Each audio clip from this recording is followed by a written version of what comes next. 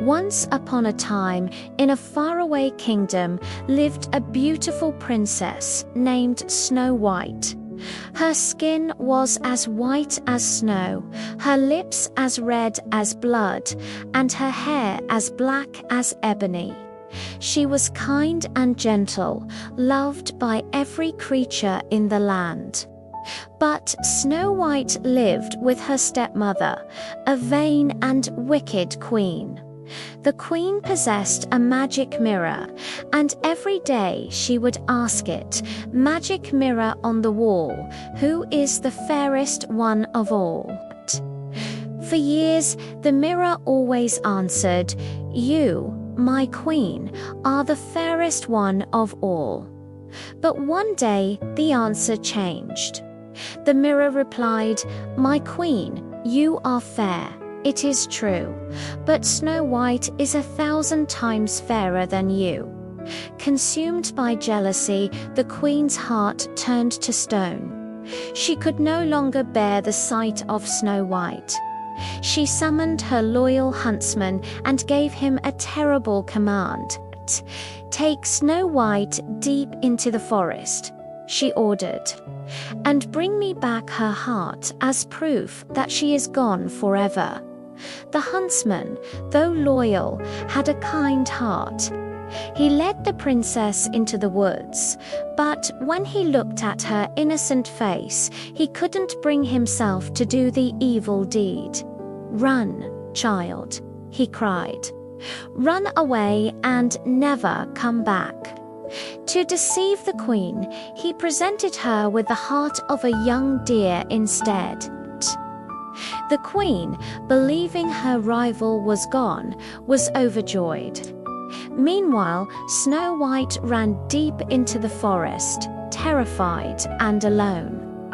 The trees seemed like menacing figures, their branches reaching out to grab her.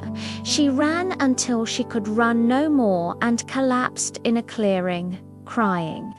Soon, the friendly animals of the forest gathered around her.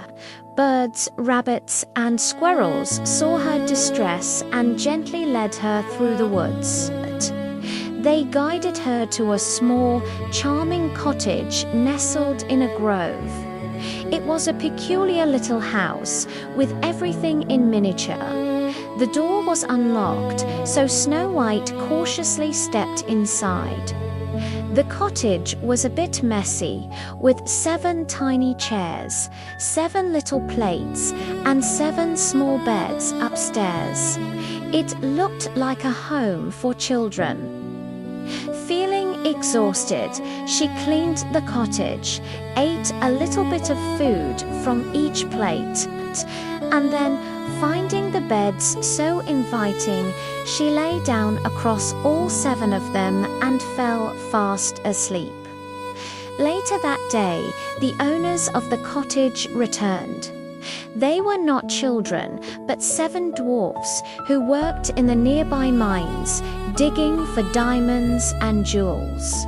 Their names were Doc, Grumpy, Happy, Sleepy, Bashful, Sneezy, and Dopey. They were surprised to find their home clean and a light on inside. Cautiously, they entered. "Look, the floor's been swept," whispered Happy. "My cup's been washed," exclaimed Doc. They tiptoed upstairs and found the beautiful princess sleeping in their beds. At first, they were startled, but her peaceful beauty quickly charmed them. When Snow White awoke, she was frightened to see 7 little men staring at her. She introduced herself and told them her sad story. The dwarfs, their hearts filled with pity, immediately felt protective of her. Doc, their leader, declared, "If you'll cook and clean for us, you can stay here. You'll be safe from the queen." Snow White gratefully accepted their offer.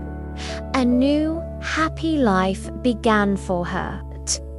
She kept the cottage sparkling clean and cooked delicious meals, and in the evenings they would sing, dance, and share stories.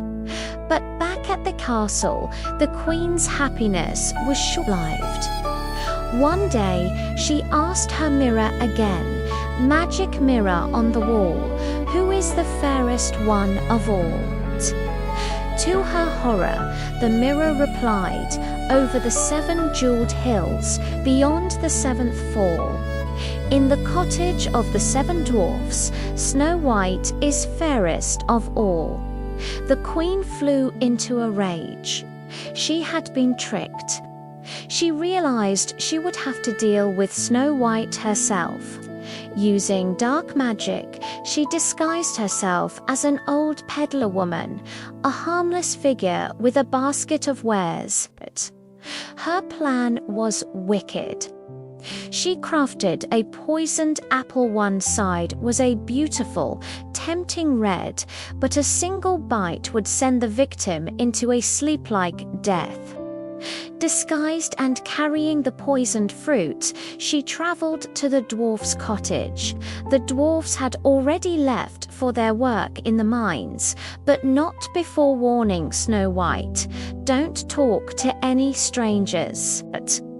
When the old woman appeared at the window, offering shiny red apples, Snow White was hesitant. "They look delicious," she said, but remembered the dwarf's warning. The cunning queen, sensing her doubt, took a bite from the green, harmless side of the apple. "See, perfectly fine," she cackled. Reassured, Snow White took the apple. She took just one small bite from the shiny red side.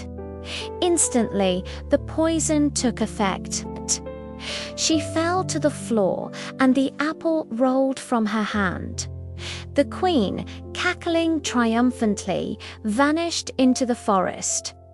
When the 7 dwarfs returned home that evening, they found Snow White lying motionless on the floor. They were heartbroken. They tried everything to wake her, but nothing worked. They couldn't bear to bury her in the cold ground, for she looked as if she were only sleeping. So they built a beautiful coffin of glass and gold and placed her inside it. They kept a constant vigil by her side, day and night, mourning their beloved friend. Time passed, and the story of the beautiful girl sleeping in the glass coffin spread throughout the land. One day, a handsome prince from a neighboring kingdom was riding through the forest and came upon the clearing. He was captivated by Snow White's beauty. Dismounting his horse, he approached the dwarfs and asked about the sleeping princess. After hearing her tragic tale, he felt a deep sorrow. He leaned over and gently kissed her. At that moment, the piece of poisoned apple that had been lodged in her throat was dislodged. Snow White's eyes fluttered open. She was alive. The dwarfs cheered with joy, and the prince's heart soared. He had broken the evil spell. Snow White and the prince fell in love instantly. He asked her to be his wife and come with him to his castle. Snow White bid a fond farewell to her dear friends, the 7 dwarfs, promising to visit them often. The wicked queen, upon hearing of Snow White's survival and upcoming marriage, was so consumed by rage that her own evil destroyed her. Snow White and the prince were married in a grand celebration, and they lived happily ever after, ruling their kingdom with kindness and fairness.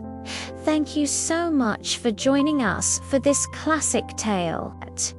If you enjoyed it, please hit that like button and don't forget to subscribe for more wonderful stories. See you next time.